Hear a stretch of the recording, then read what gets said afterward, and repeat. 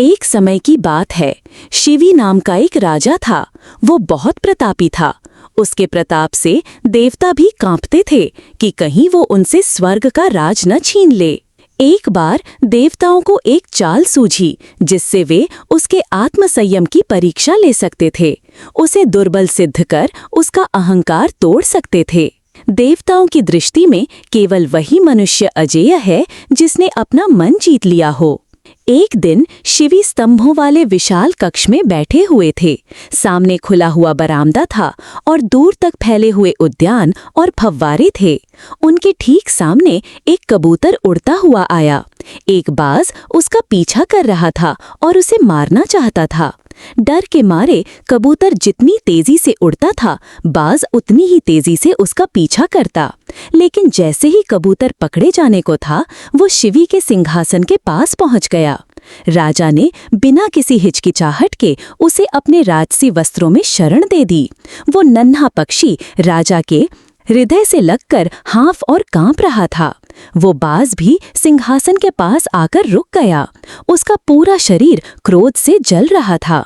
उसे देखकर राजा के सिवा अन्य सभी लोग डरकर कांपने लगे। मेरा शिकार मुझे सौंप दो, उसने ऊंची आवाज में राजा से कहा। शिवी राजा ने धीरे से कहा, कबूतर मेरी शरण में आ गया है।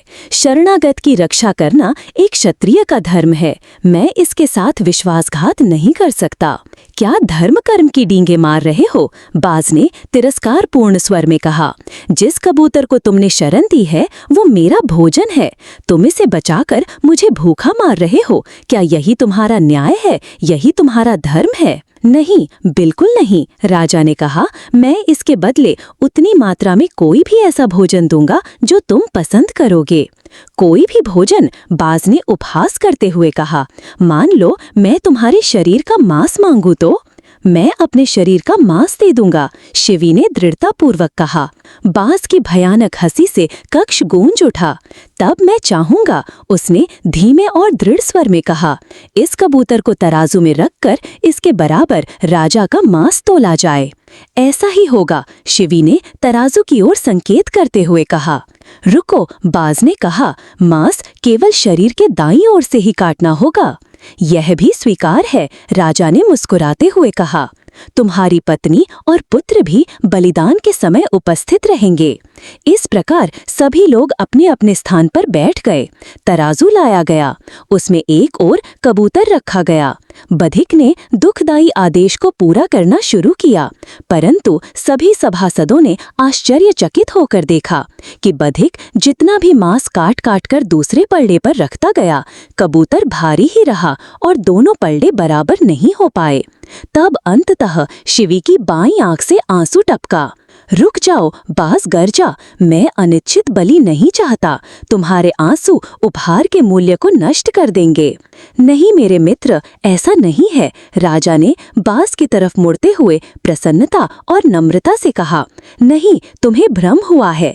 मेरा वाम अंग इसलिए रोया है क्योंकि निर्बलों एवं असहायों की सहायता केवल दायां पक्ष ही प्राप्त कर रहा है।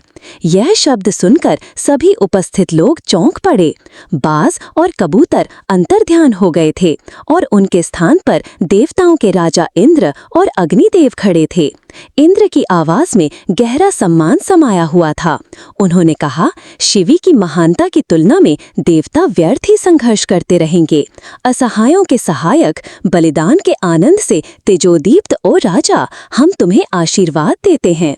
ऐसी आत्माओं के प्रति देवताओं को नमस्कार करना चाहिए और उन्हें अपने से भी ऊंची पदवी प्रदान करनी चाहिए।